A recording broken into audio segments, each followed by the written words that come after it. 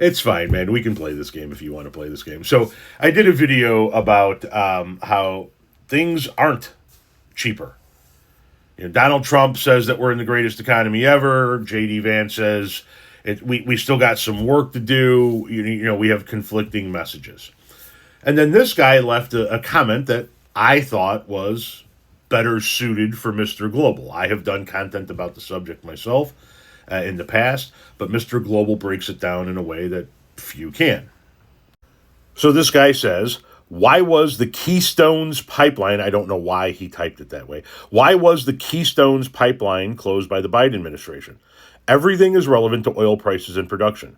Cost of deliveries have gone up, but it does not take 2 years to fix years of mismanagement by the previous administrations. Think again. Who let in millions of unvetted illegals inside the republic? Think again.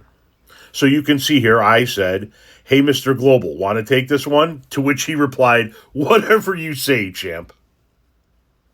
So we'll play this game.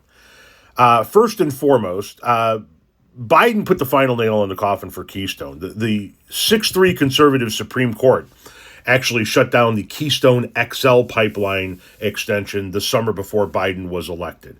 The Keystone pipeline is still up and operational. It never did close down. And you're right, everything is relevant to oil prices and production. However, the closing of the Keystone XL pipeline did not project to affect any U.S. gas prices. First and foremost, it wasn't operational. It was only about 8% built when the permit was revoked in 2021.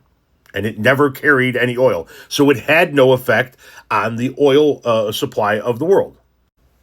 Additionally, if it had been built, experts say it would have added less than 1% to the global oil production. So no, the shutting down of the construction of the Keystone pipeline 6 years ago by the Biden administration and the Supreme Court did not affect prices of rent and mortgages, which was the subject of that video to begin with, in 2026. That's a moronic thing to try and compare.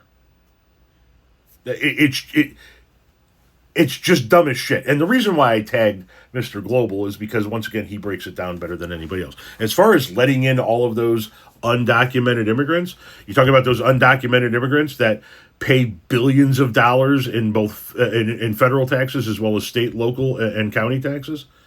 Those undocumented immigrants that the state of Texas has deemed to be a net economic positive for them. Those undocumented immigrants that, once again, I've done dozens of videos on, do the jobs that people in this country refuse to do, even when those jobs pay better. I know I was one of those people trying to hire Americans and ended up having to hire undocumented immigrants for good-paying union jobs 25 years ago. Talking about those undocumented immigrants.